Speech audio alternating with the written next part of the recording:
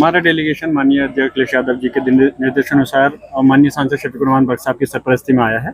और हमारे डेलीगेशन में यही मेन मुद्दा है कि जो माननीय आजम खान साहब, उनके परिवार और जो समाजवादी पार्टी के समर्थकों के साथ में जो व्यवहार हो रहा है, कानूनी तरफ से उन गलत कार्रवाई की जा रही है, हरेसमेंट हो रहा है, वो ख़त्म होना चाहिए। और चुनाव के समय भी और चुनाव से पहले भी जो अभी उपचुनाव हुआ है स्वार में, उस टाइम पुलिस का जो कार्यवाही थी, जो रोल था, सही नहीं रहा और उसके बाद में भी लोगों को परेशान कर रहे हैं। इसी सिलसिले में मिलने के लिए डीएम साहब से हम लोग आए थे, पूरा डेलीगेशन, कि इस पर रोक लगनी चाहिए और जो कानून के खिलाफ जो कार्रवाई, जो गलत तरीके से उत्पीड़न हो रहा है, वो रुकना चाहिए। क्योंकि सरकार बदलती रहती है, सरकार के दबाव में कोई गलत काम नहीं होना चाहिए। हम आज पूरा डेलीगेशन मिले हैं, ज़रूरत पड़ेगी आने वाले समय के अंदर आगे भी ऊपर जाएंगे और हम अपने माननीय आजम खान साहब के लिए जो भी मदद हम लोगों से हो सकती है, पूरी पार्टी से हम सब लोग उनके साथ हैं। देखिए, हमारा डेलीगेशन का मेन प्रमुख मुद्दा यही था कि जो हमारे नेता माननीय आजम खान साहब और उनके पूरे परिवार के साथ में पार्टी के जो समर्थक कार्यकर्ता हैं, उनके साथ में जो व्यवहार हो रहा है, जो उत्पीड़न हो रहा है, हम उसके खिलाफ हैं और इस टाइप की कार्रवाई नहीं होनी चाहिए। कानून के हिसाब से ही और संविधान के हिसाब से देश चलना चाहिए। लेकिन अफसोस की बात है, आज जिस तरह से झूठे मुकदमे आजम खान साहब के खिलाफ लगाए गए, कोर्ट की तरफ से एक मसले में रिलीफ मिला भी है और इंशाल्लाह हमें उम्मीद है कोर्ट की तरफ से आगे भी और भी केस में इंसाफ मिलेगा। फिलहाल हमने डीएम साहब से यही मांग की है, जो सांसद शफीकुर रहमान बख्श साहब की सरपरस्ती में पूरा डेलीगेशन आया था, कि किसी तरीके का भी माननीय नेता आजम खान साहब, उनके परिवार और समर्थक, जो भी पार्टी कार्यकर्ता है, आने वाले समय में कोई उत्पीड़न नहीं होना चाहिए। डीएम साहब ने क्या आश्वासन दिया? उन्होंने आश्वासन दिया है कि किसी तरीके की कोई गलत कार्रवाई नहीं होगी।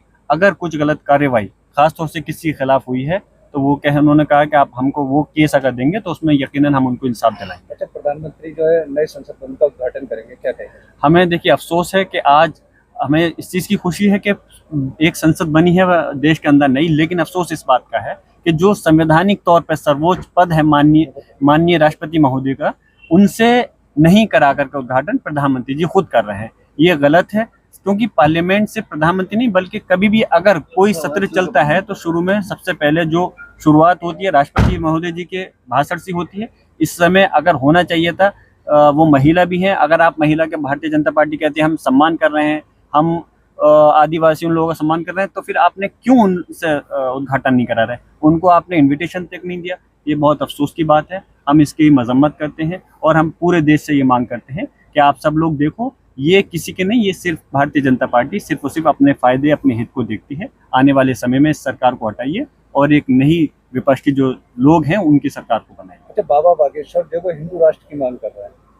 देखिए, इस टाइप के मुद्दे चुनाव के टाइम पर आकर के भारतीय जनता पार्टी की नीति है, वो इस टाइप के मुद्दों को लाती है कि जिससे कि हिंदू मुसलमानों में आपस में फूट पड़े और उनको इस चीज़ का लाभ मिले। ना इस देश के अंदर लोकतंत्र है और सबसे बड़ा लोकतंत्र है, संविधान है, और अगर इसमें कोई किसी के धर्म का मसला नहीं है, सारे धर्म के लोग खुशी मिलकर के इत्तेहाद के साथ रह रहे हैं।